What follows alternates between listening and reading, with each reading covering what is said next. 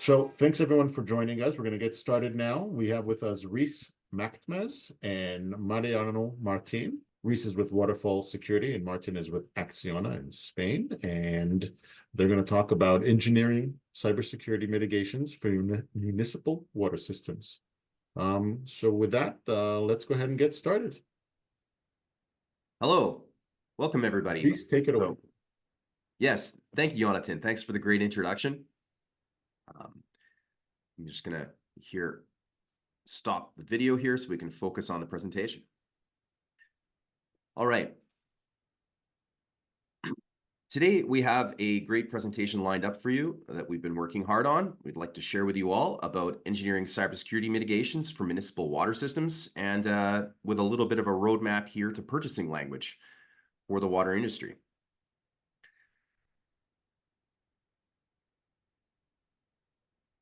So I'm with Waterfall. I'm Director of Industrial Security and a professional engineer. I've been with Waterfall for over 4 years now. And one of the things I do is I spend a lot of time looking at how we can improve cybersecurity in different industries. And one of my favorite industries is the water industry. Why does it matter? Well, of course, we all need water. I think, we could talk about this at length. One of the things that I'd like to mention is how crucial water is and how much I think people just really don't appreciate it until they don't have it. And I actually live in Calgary, Alberta, in Canada. And recently we've just gone through a terrible crisis. If you haven't heard in the news, we've lost a main water feeder about 2 meters wide that supplies about 60% of our city of almost over 1.5 million residents with water. So we're all taking less showers right now under water restrictions and hoping that we don't have to truck it in.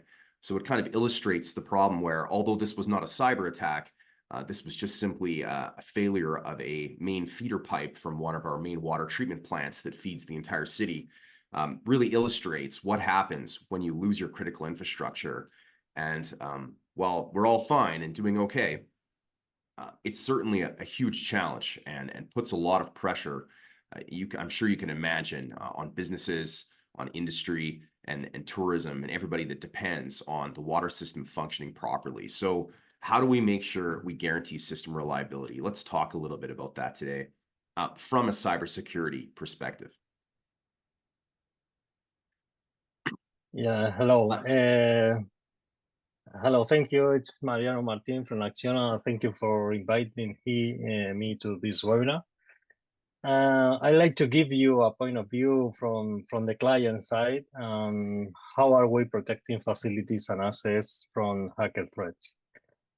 Let me to make a short presentation about my company, Acciona.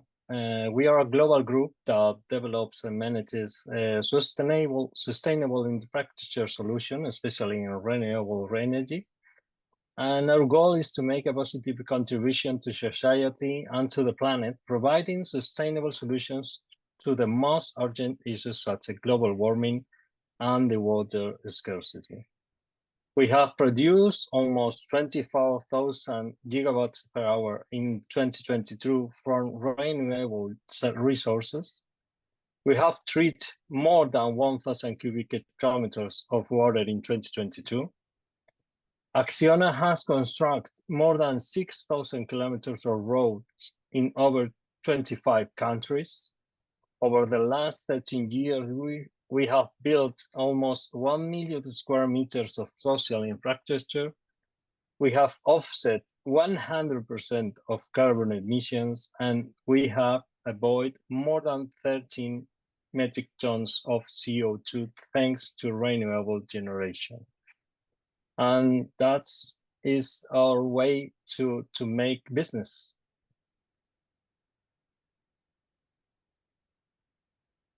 Thank you, Mariano. And a little bit about Waterfall.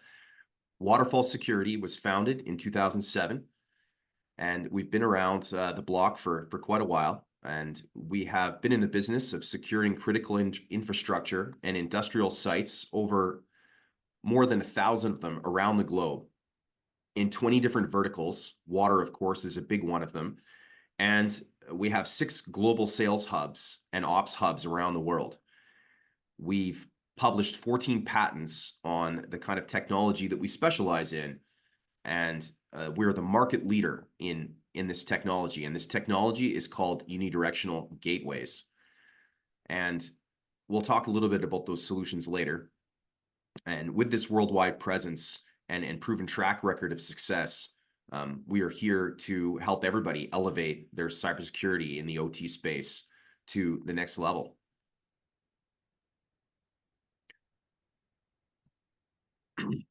So let's talk a little bit about the threats that we face today in all critical infrastructure, and put a little bit of a focus on the water industry and the kind of things that we've seen.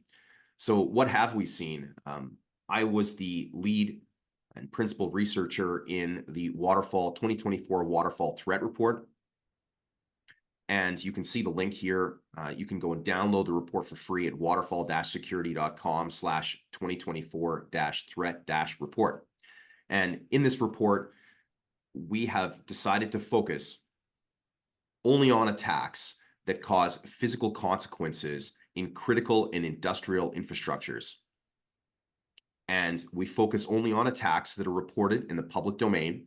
And we have been tracking these attacks since 2010, since Stuxnet, the very first major attack that made big news.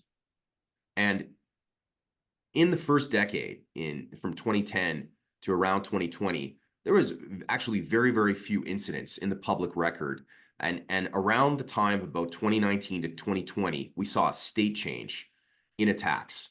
And now today, we see that attacks are nearly doubling year over year. And you can read more about this in Waterfall's threat report. Some of the big takeaways to keep in mind for water is that hacktivists have caused more attacks with physical consequences in the last 2 years than in the past. And hacktivist attacks are rising.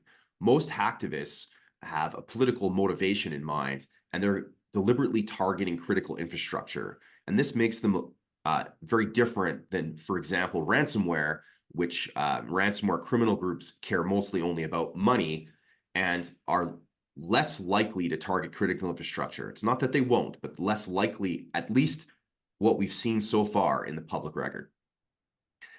Other things that are important to note if you own and operate some kind of water facility, water treatment, or wastewater distribution, management, all these kinds of things are starting to become impacted and at risk from nation-state groups and ransomware working synergistically. So not necessarily directly, picking up the phone and calling each other and working directly together. There's no real evidence for that. But what we're seeing is the tool set, the ransomware tools that are developed for ransomware attacks, perhaps on private industry, are being picked up by nation states and used in nation state attacks, and vice versa. Ransomware groups are able to purchase on the open market, now that they've made a whole bunch of money, nation state grade attack tools and use them in their tool sets in order to carry out further attacks. And lastly, the next most important thing to know about here in the threat landscape impacting water is the Volt Typhoon attacks and the so-called living off the land attacks that have become prevalent recently. In these kinds of attacks, we're seeing nation states sit on networks for long periods of time and try and weave their way deep into networks and sit there and wait. And the way that they attack and enter these systems is very stealthy, and they're going to be using existing mechanisms and software and elements of those networks instead of injecting or bringing in malware in order to carry out their attacks. And so these kind of attacks are very hard to detect. They're very slow, and they're a little bit like a sleeper cell. They're going to sit there and they're going to wait in the event that something would happen in the geopolitical landscape that would change, maybe one nation decides to attack another, they would then activate this code in order to try and disable or damage critical infrastructure in order to gain a an advantage in a future conflict. So the big takeaway here is that what we see nation states do to each other today, we should expect ransomware to do to all of us with money within a year or three. So, you know, the idea here is that nation states, ransomware groups, they're after critical infrastructure, and we have to be aware of this, especially when it comes to water systems. So, you know, taking this idea of, you know, the living off the land attacks, the Volt Typhoon attacks, and these other threats that we've seen, when an cyber attacker or threat actor decides to attack critical infrastructure, what does it look like? If they're deliberately trying to cause physical consequences to the operations of a water system, they will deliberately try and burrow their way into the network and pivot through existing machines and devices within the network to get deeper and deeper inside. So in a conventional IT and OT system that you might typically find in water, you know, you'll have your OT network over here on the left, and, you know, on the extreme right, the internet, and attackers will attempt to pivot through machines. They will attempt to pivot through vulnerabilities in firewalls, which run software. Firewalls are a typical point that you see ransomware infect IT systems. And if the attacker deliberately wishes to impact the OT system, they will then try and break through the next level of firewall defenses, for example, that separates the IT or enterprise network with perhaps a DMZ. They will attempt to find vulnerabilities in software and applications and services that are basically allowed to access, and, you know, through settings in the firewall, and burrow themselves into the PLC and the controllers and the control systems that operate the water system. The most likely and worst case of compromise in a cyber attack would be to actually shut down your operations and stop people from getting water services, which is the worst case of compromise. This is the thing that we would want to try and prevent. Some of the things a lot of people don't think about, don't think is possible, and the consequences that we might see in the case of a cyber attack, especially on water systems, are like this. So, you know, a blind spot. A lot of people forget that all software has vulnerabilities, and the more lines of code that is written in software, and the more software that gets deployed, the greater the attack surface that you present to a cyber attacker, and the more opportunities you give them to break in. And although it's always a best practice to keep patching your software, you know, there's all kinds of challenges here in order to try and maintain this software, keep it up to date, and remove all the vulnerabilities that are present within it. Also remember that things like PLCs and logic controllers that you find in operational networks are effectively computers with CPUs that run software. Custom software, you know, on custom hardware, nevertheless, are vulnerable to cyber attack because they run software that has vulnerabilities. And also keep in mind that with a threat actor, they're most often going to try and penetrate and pivot through these systems. And if their desire is to shut down operations, they're most likely to try and brick devices. They're going to erase the firmware onboard controllers or hardware within the operations network. This is something that they would do, you know, perhaps, and then try and ransom you over this. They could plant some code even in the firmware. These kind of pivoting attacks has the potential to sabotage and damage dozens of sites at once even. And so for a little bit more on perhaps this risk here, I'm going to pass you over to Mariano. Yeah, I agree with you, Rees. Now we are going to discuss another problem with our installation related with the water facilities. As you know, water facilities are in distant locations. These facilities need distributed control systems to automatically operate their assets. But most of the time, there is not internet connection cable to reach the control center. So therefore, we use mobile communication network for remote management of these systems. And there are hackers that wants to access to our facilities. And so how can we protect our installations? What can we do? Well, we can secure communication through the use of VPNs. For example, we can assign fixes IPs to the file control devices, which allow us to create whitelists for access to our control center. We install a firewall at the control center gateway that allow us to filter the incoming connections. And finally, we install a network monitoring and diagnostic system that allow us to detect intrusion attempts.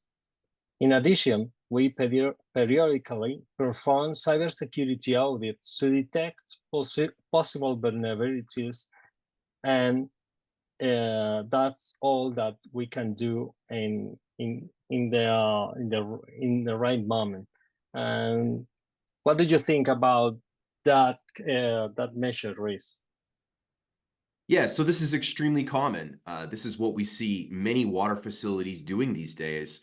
They have a need to connect multiple remote sites over a very large area that they might service. It could be that a utility owns one or more different aspects of the water system, like distribution, treatment, wastewater treatment, and even watershed management. These kind of programs have to be integrated into one larger whole. And so it's very common that you see utilities these days aggregating all their operations and information and data and sending it out over the internet, using virtual private networks, encryption. Oftentimes, the cost of a buried leased line, which is traditionally seen as a more secure way to send communications over distance, as you privately own the network infrastructure in between your sites. This is very expensive now. And besides, when you go to a telecom provider these days and say, I'd like to get a private leased line, it's maybe not even what it used to be. It used to be a buried fiber or buried dedicated copper line that they'd trench for you and put in the ground and connect up for you. Nowadays, there's no guarantee even if you get a direct buried cable, that it's going to be a private line or private network. It might still be switched through telecom hardware in the local telecom switching offices in order to aggregate all the bandwidth together and send it throughout the telecom network. So now you have this situation where we're sending all this information, control system information that is vulnerable to cyber attack. If we're using things like 3G and 4G mobile wireless, this is now very old hat and old fashioned. It has vulnerabilities. It can be attacked as a mobile wireless. For example, there are these. You can fake a cell phone tower with a piece of hardware and drive it up and try and pretend to be a cell phone tower out in the field. This equipment now is available. It's not super expensive. It is very technical hardware, but you can now own these kinds of mobile base stations and try and intercept these communications and impact them. But it is out there and it is available to people with enough money to buy it, including ransomware and perhaps nation state and hacktivist groups. And so you might be able to switch, for example, to 5G. 5G mobile wireless is supposed to promise much, much stronger cybersecurity. And, VPN technology and software is getting better, but it's still software and it's subject to vulnerabilities like all software. And so if a cyber attacker, like a ransomware group, finds a critical vulnerability in a VPN service provider that you have decided to purchase, the likelihood is that they would get into all sites that you own and operate because you probably use the same VPN hardware and software that you purchased from the same vendor. And so a 0-day or vulnerability impacts all your sites in one shot. This presents some problems for me because ultimately the goal is to keep these systems running. I don't think anybody can afford to see these systems take downtime or be attacked and residents lose water, or worse, in the case of a cyber attack. Sure. Thank you. So what can we do about this? What are some kinds of solutions that are out there that can, protect against these higher grade threats that we're seeing today? One of them is a program developed by the Department of Energy and Idaho National Labs called the Cyber Informed Engineering Program. This is something developed in the US, but I really love, and the reason is because it is something that's freely available. You can Google Idaho National Labs or DOE CIE program and go and just download all their material. It's available in English only, but I'm sure you can just put it through machine translate if you need to even. And this material has a great philosophy, and this is what it's all about. Imagine you work in a water treatment plant that has steam boilers. A lot of them might do. A lot of them might have a steam room. And imagine that your job is to maintain these steam boilers, and you're inside this steam boiler room, often enough, you put on your PPE and you walk past these giant steam boilers. Imagine if a cyber attack were to occur and an attacker were to try and get into the logic controller that controls this boiler. In that case, would you prefer that your life is protected, from this exploding boiler that might be, attacker might try and overpressurize it? Would you prefer that your life is protected by a longer password on a PLC? Or would you prefer that the boiler has a mechanical overpressure valve, or 3 or 4 for redundancy, so that if the pressure were to get too high, it would escape? So cyber-informed engineering is about thinking about different ways about reducing the impacts of physical consequences, especially from an engineering point of view. How can we guarantee not only system reliability, but protect the safety of the public and human life and the environment through ways that perhaps the cybersecurity and the traditional IT and OT cybersecurity community has not thought about. And it talks about bringing engineers together with IT and OT cybersecurity experts in order to solve these kinds of challenges. For example, manual operations, the ability to run your water plants manually, having manual valves or the handoff auto switch on all your controls and making sure that it works is a very classic, very old hat form of engineering mitigations that allows you to deal with all kinds of problems, and including deal with issues of failures. But now consider this from the cyber-informed engineering perspective. What that brings to the table is it says, look, in the case of a cyber attack, this is great because if you have a handoff auto control on all your panels, you can now prevent a controller that has perhaps been compromised from misoperating your equipment and operate it manually. So engineering grade solutions are designed to protect the public safety and national security deterministically. How can we solve these problems so that the public is protected at a very high degree of certainty? Not maybe sometimes, most of the time, the operation of the equipment will work as designed. It should be all the time.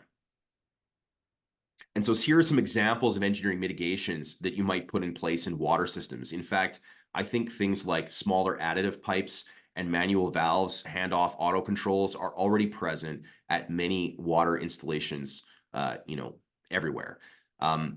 Including, I'm sure many people in water think already, do we have enough finished water reservoirs? Do we have enough reservoirs in general to make sure that if we were to lose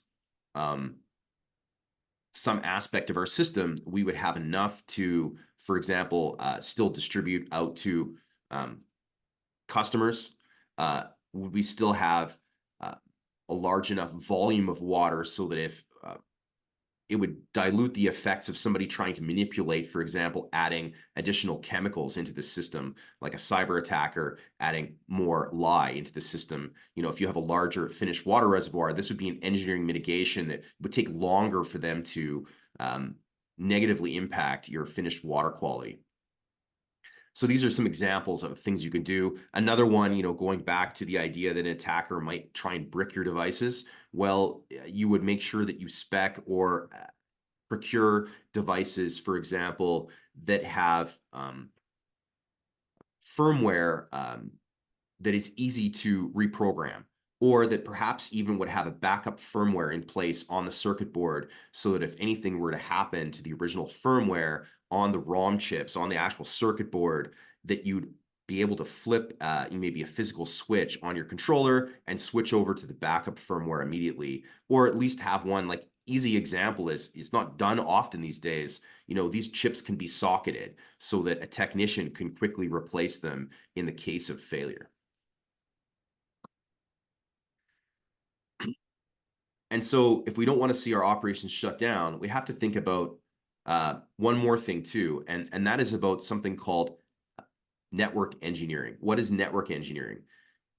It's about engineering networks in such a way as to guarantee system reliability. And you can read much more about this and more in this book here that I'm highlighting on the right. Andrew Ginter, my colleague, wrote this excellent book called Engineering Grade OT Security. You can you can purchase or request a copy. Let me say this one more time. You can request a free copy for a limited time at waterfall-security.com/engineering-grade-OT-security. And it's a great book. It's not written at a deeply technical level. It's meant for managers and engineers alike, to give them all kinds of ideas about how you can do things like network engineering to guarantee system reliability.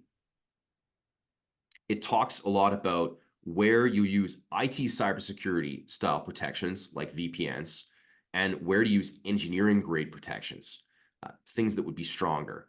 And it talks, and to do this, to guarantee the system reliability, to do this network engineering, it talks about something called criticality boundaries. When you have different networks, like an OT network and an IT network, they have different criticalities, meaning consequences of worst case compromise in the case of a cyber attack.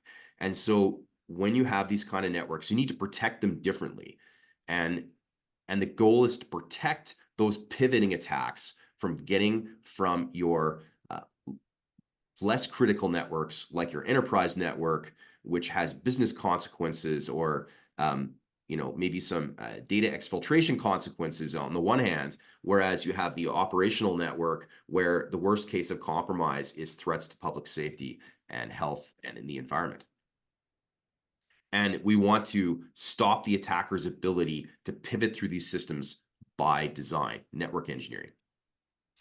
So some brief examples here of network engineering that are already out there. One is analog signaling. So for example, if you have a PLC that is monitoring, I don't know, a steam turbine, let's say, that runs off, gas that you've captured from your wastewater treatment process, as an example, what you could do is you could set up one controller that is monitoring values on this turbine, and you can share them over a hardwired current loop connection with an analog I/O card and the PLC on one network to another PLC on another network that's maybe on an IT or internet connected network.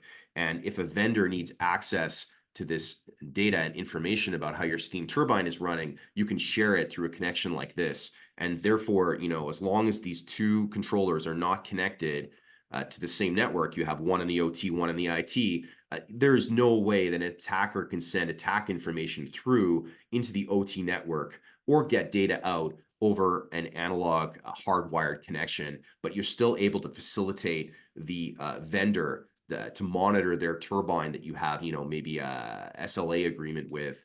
This is one way to do that. Another one is the EPRI example, the Electric Power Research Institute. You do an engineering study and you ensure that all of your IIoT devices that you've deployed out in the field that monitor, remote pumping stations and things like this have no control capability. They're not physically able to control anything inside your critical network, and therefore they're safe to deploy and connect straight out to the internet. If you want to go out to the cloud and do any kind of modern AI or machine learning optimization processes with these, that's fine, because they're not able to physically control anything and therefore not able to cause any physical consequences out in the field.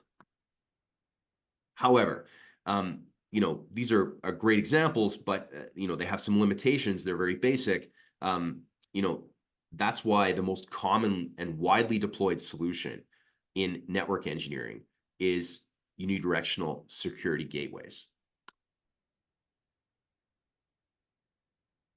What are unidirectional security gateways? They're defined by NIST as a combination of hardware and software that work together. And the hardware consists of a fiber optic transmitter on the one side of the gateway, and on the other side of the gateway, there is a fiber optic receiver. And they're usually very fast, gigabit per second or higher. And they're physically only able to send information in one direction.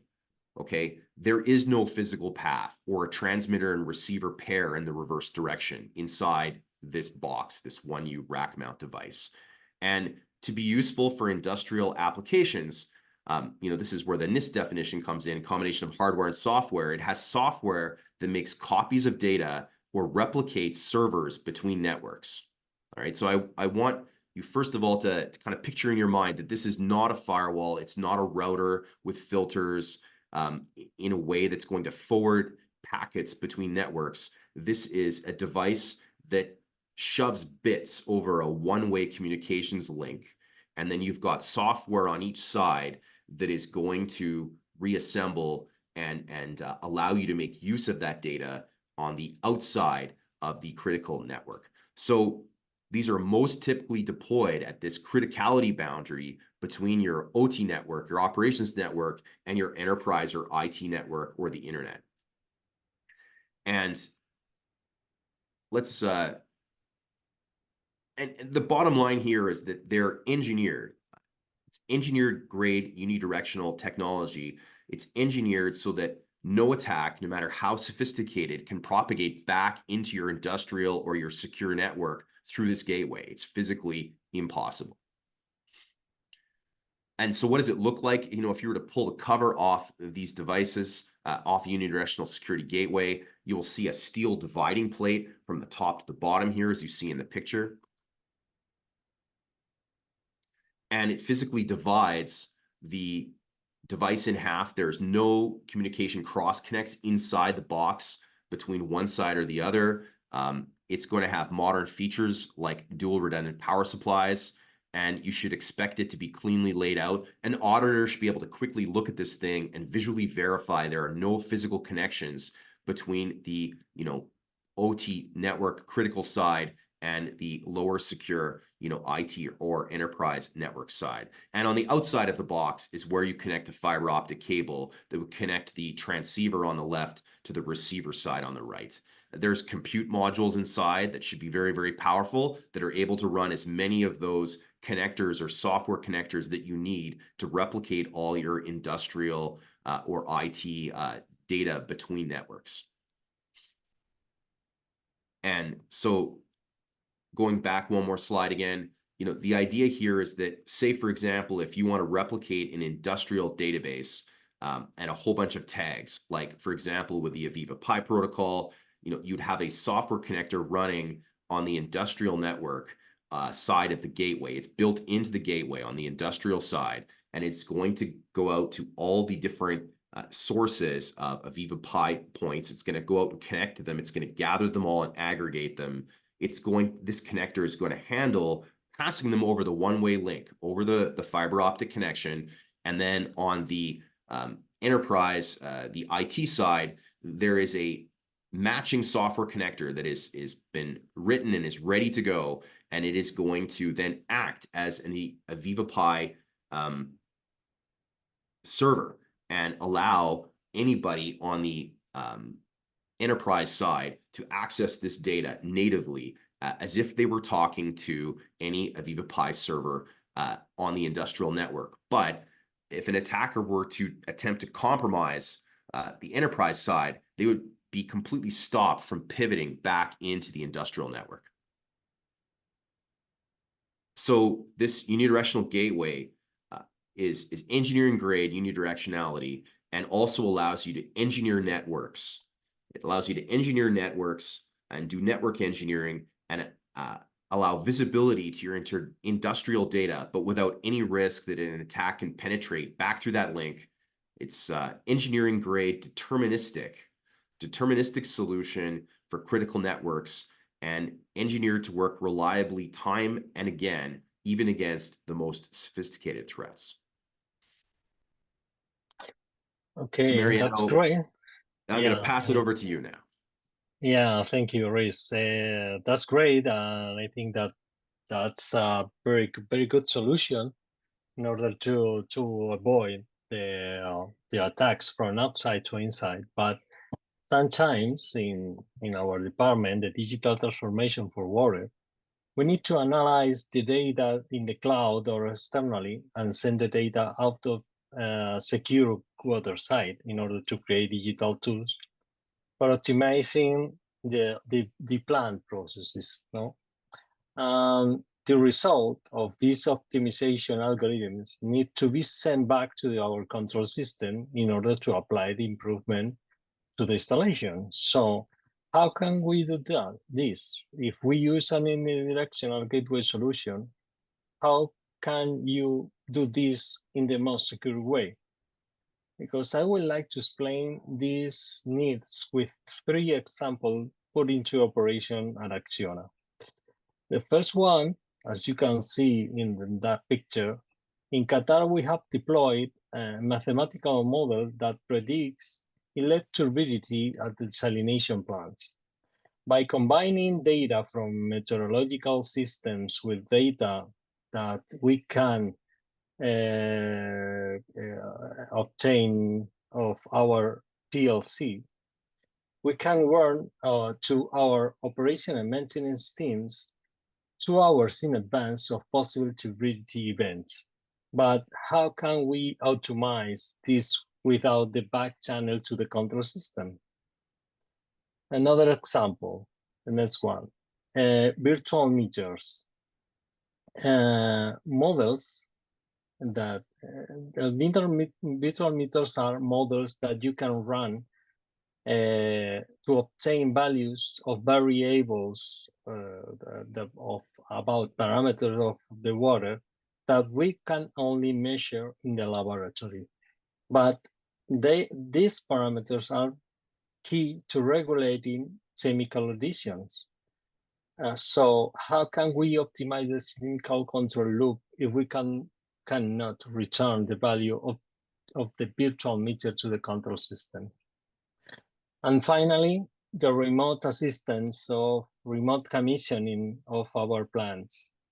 From SICOA, our operation and coordination center that we have in Madrid, we can perform remote assistance or remote commissioning like we have done during the COVID-19 2 years ago. But what happens if we cannot access to the system remotely? What can we do? Yes, and just to jump in there, Mariano, sorry, I missed the cue there. Don't worry. This, by the way, was your virtual meters example. Yeah. And just to clarify for the audience. Yes. Yeah. And then finally, this is your remote startup at your operations coordination center. Yes. Okay. Yes. Yeah. So let's talk a little bit about that. There are many ways to handle these kinds of challenges. Many of them are explained in the book,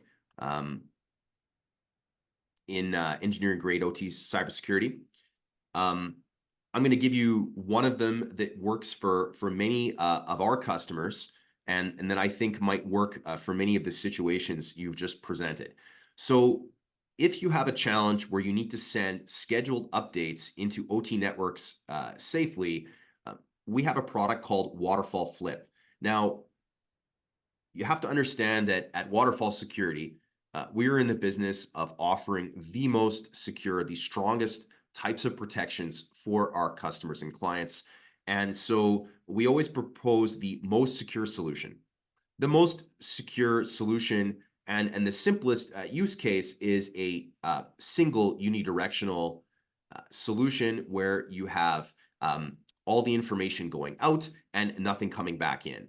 The Flip product was designed in a special way so that if you have a need for batch or scheduled updates into a control network, for example, antivirus updates, or in this case, you're sending information out to the cloud, maybe doing some analysis on the cloud and wanting to bring it back in, and it's maybe going through your corporate network, and you're doing a whole bunch of other things with that data outside of your OT network, that's not a problem. We can handle that. And the way that it works is imagine as if that unidirectional hardware portion, which, by the way, I saw in the chat from Mr. Anderson there, a question, unidirectional security gateway, is it like a data diode? Yes, we've coined this term gateway. I don't want to diverge too far from the Flip for a minute here, but the idea here is that, yes, this diode portion of the hardware that is physically only able to send information in one way, imagine as if it could pick up and flip around and change direction.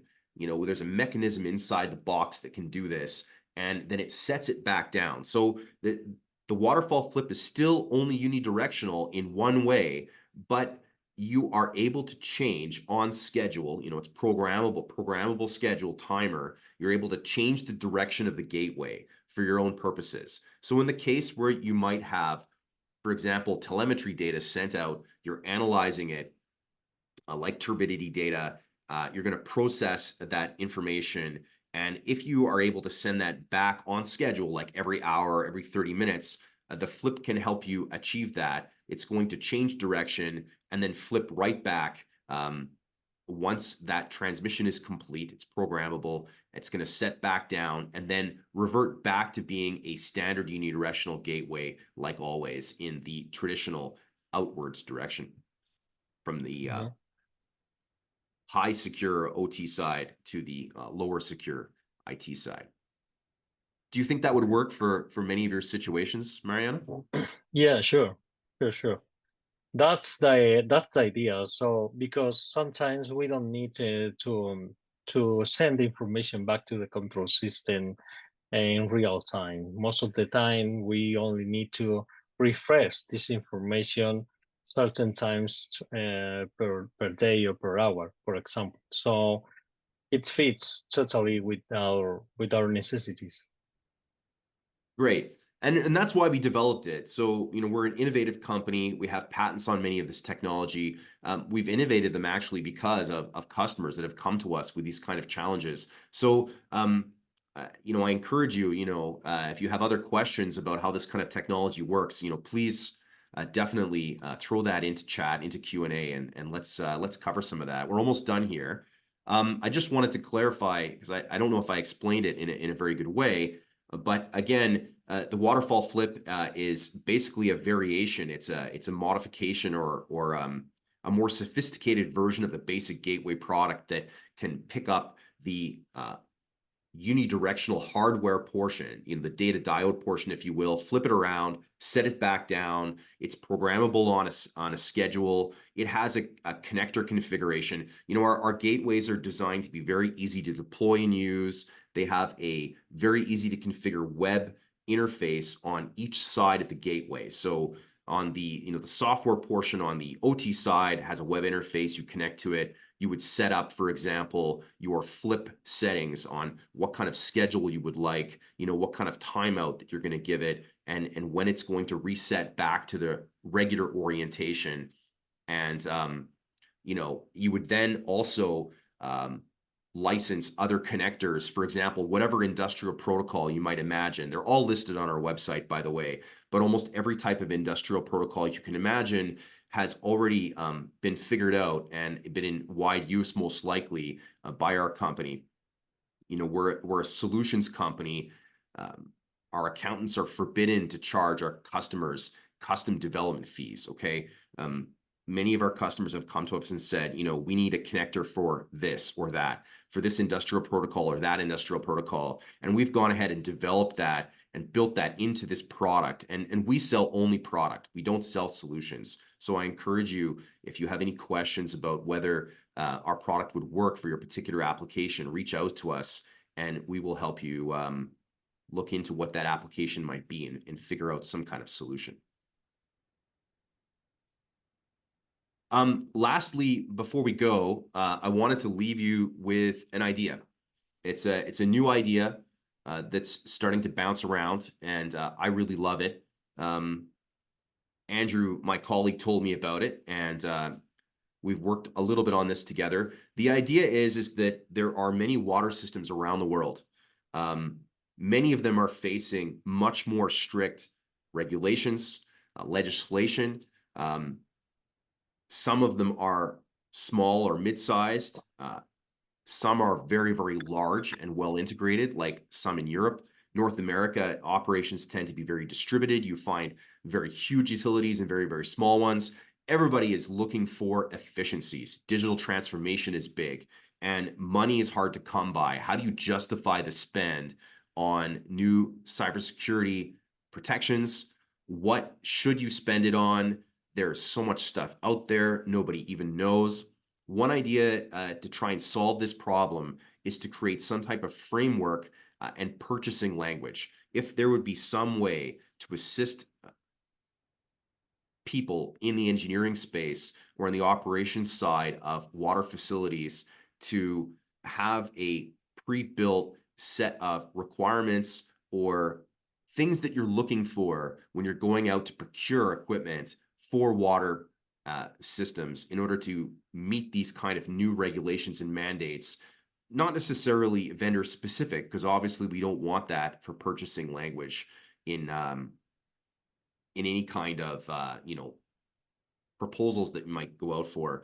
But yeah, when you're going out and doing RFPs and RFQs, there needs to be some kind of industry standard here, we feel. And if you can put, for example, known good practices, known good technologies, have this kind of pre-written as a template for the industry, maybe it wouldn't be something global. Maybe it would be something, have some kind of purchasing language for North America, something different for Europe, something different for Asia Pacific. But the idea is that if, as an industry, we can come up with this kind of purchasing language, it would really go a long way, I think, to speeding up development time, reducing engineering costs in the procurement and design phase.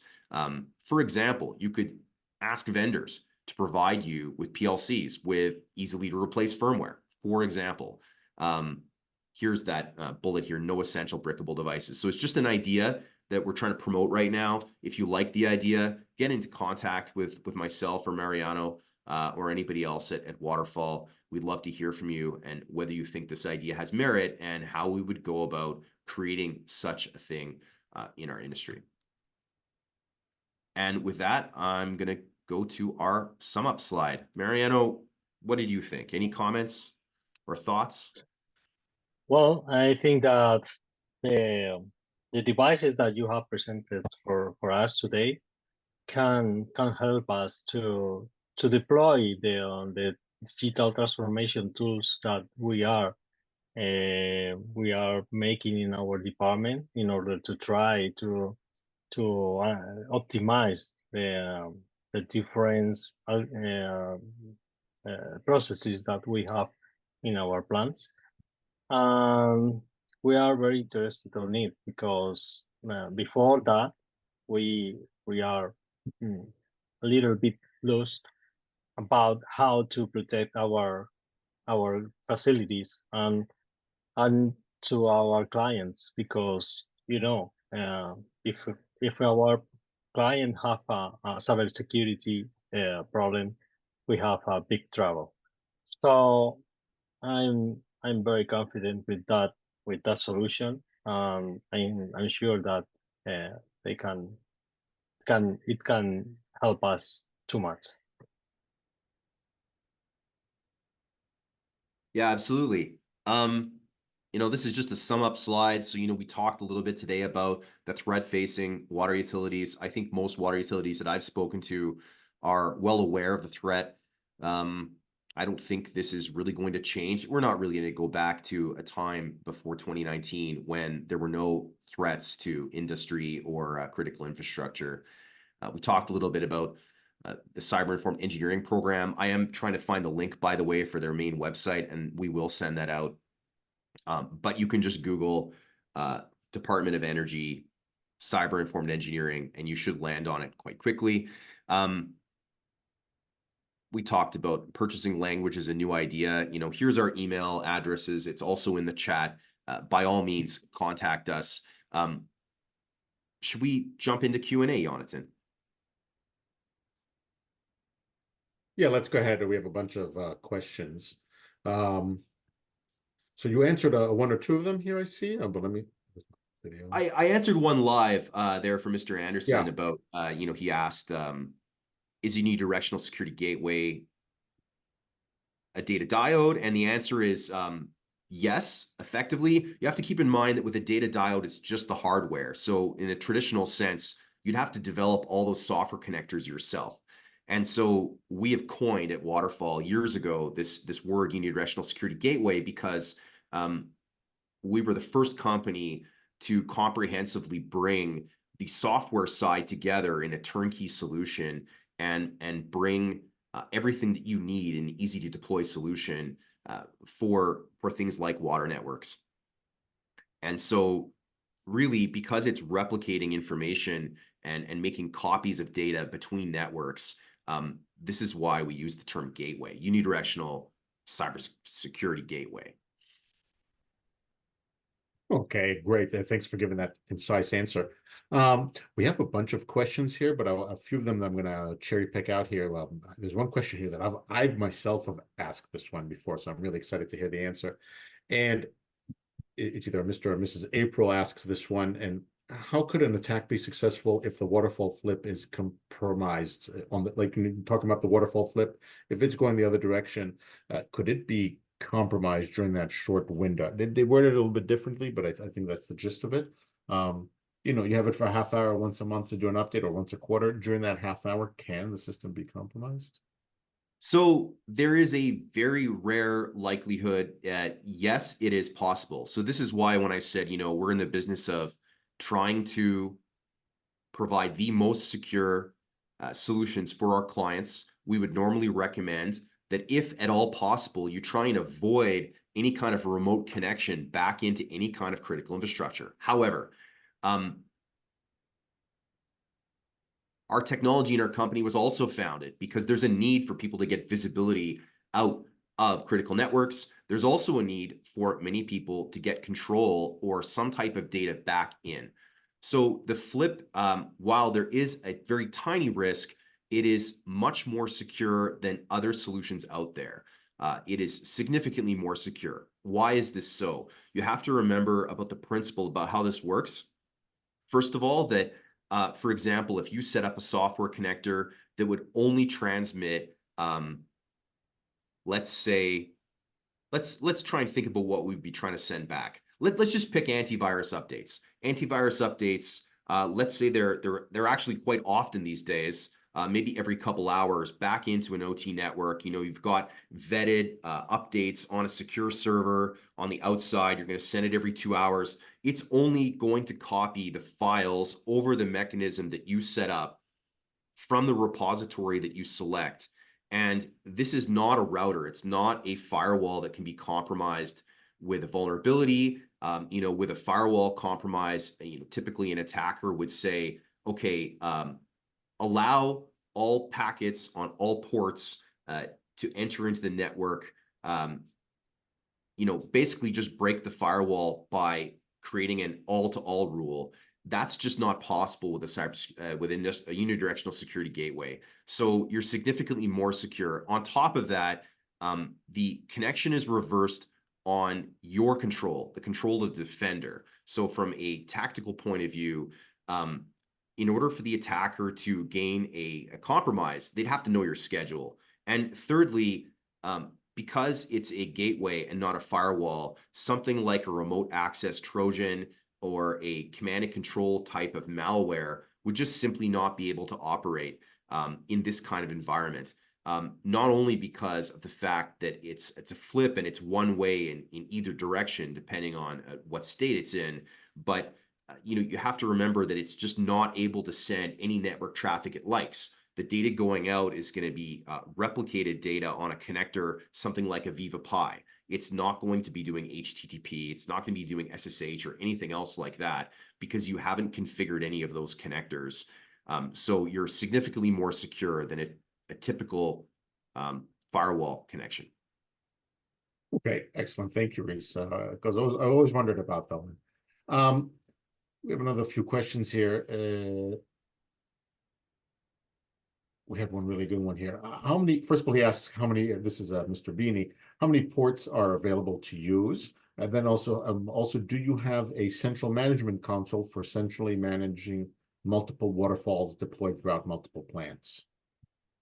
So yes, we do have a product called Waterfall Central specifically for that. And so you can learn all about that on our website. But yes, absolutely, we do. How many ports are available? Are you talking about ports in the sense of it's not clear what he's asking for exactly, but I don't think you're talking about firewall ports, virtual ports. You must be talking about physical plug-in ports. Effectively, you're going to be plugging in one connection on the OT side, one on the enterprise or IT side. On our newest product, on the Waterfall 600, we use SFP pluggable modules, but it's going to be copper or fiber. It's going to be a typical networking connection that you have in any kind of data center or IT equipment. There's just one of each in and out. That should be sufficient for almost any need. Okay. Thank you for that one, Rees. And then we have another question here. And he asked basically from Waterfall Security's perspective, do you see the appropriate resource allocation for updating legacy systems in water distribution facilities in Canada? Specifically asking about Canada here. So one more time that question. So I'll just summarize basically because he writes it here. I'm kind of chopping it up in there, but he's asking: is there enough resource allocation in Canada for water distribution facilities, I'm guessing from the government or other resources, as far as making sure these things are protected specifically to Canada, and it's just a matter of rolling them out, or is there an issue? They know exactly what they need, but there's no resources or somewhere in the middle. I'm guessing. It sounds like it's a question speaking to the challenge of coming up with enough funding for, updating legacy systems.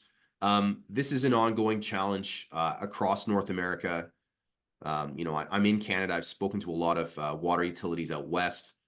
I'm not as familiar with what's going on in Eastern Canada in terms of the challenge of legacy. But I'm sure it's really the same. Everybody is really stretched thin, and it's tough right now. Keep in mind that products like most cybersecurity products for OT take this into account. They understand that there's a lot of legacy equipment out there. Our product is designed to help you solve problems where you have legacy systems in your OT space that you need to protect, and you can't be sure that they can be updated or that they're secure. That being said, overall, from a cybersecurity expert point of view, I believe that if at all possible, you should be updating anything that's legacy.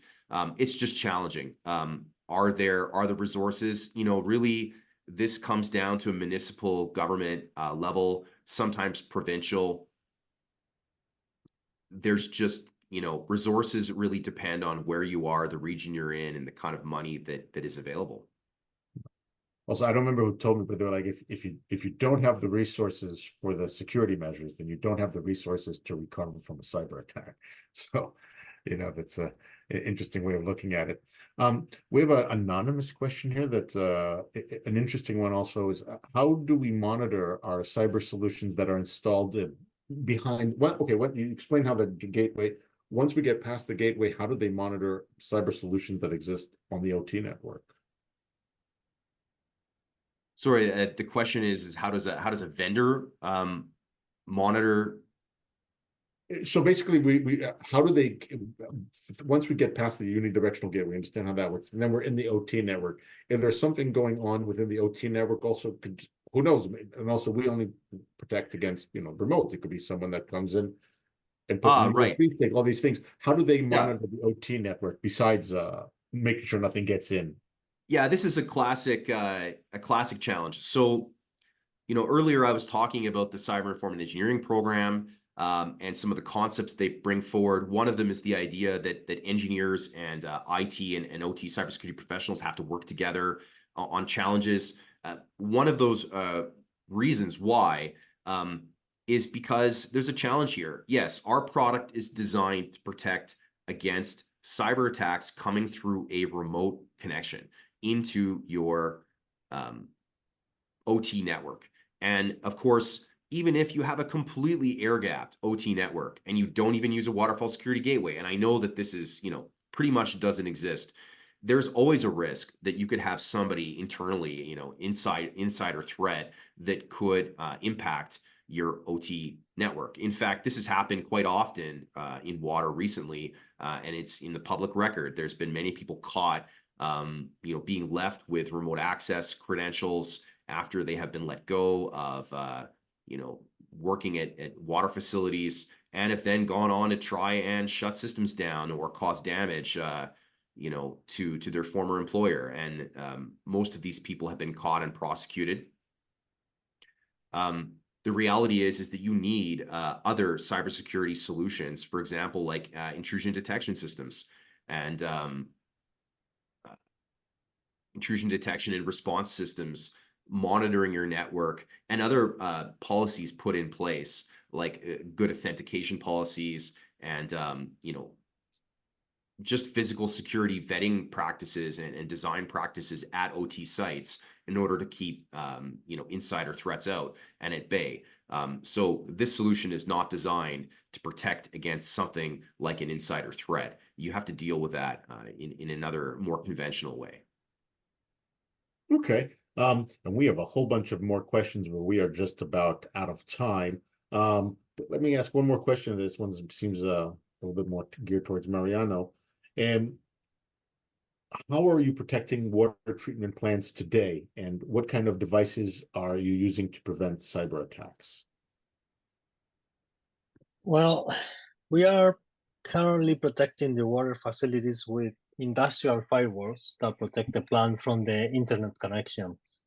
The firewalls that we installed only allowed outbound communications, and any attempt to access from outside is eliminated immediately. In addition, there are other firewalls within the plant and the DMC in order to protect the different communication network. You know, the idea is to have a segmented network where if one of the part of this network fails or shut down, the rest of the system continues running and don't allow the plant stop completely. That's the idea. Okay, thank you very much, Mariano, for answering that. I see also we have a few questions here that people asked regarding the links. We will send you an email within the next day or so with the recording of this video, and we'll also include in there Mariano's email and Rees's email, and also some of the links that people asking questions about, just so you have it. You could also go back in the recording and make sure you hear it again, but it's probably easier if we send you the link physically.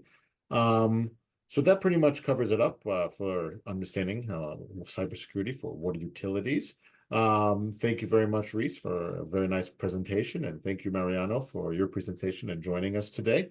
Thank you very much. Thanks everyone out there for listening, and for those of you that asked questions we didn't get to, we'll try to have someone get back to the next day or even a few days to make sure you get an answer to those questions.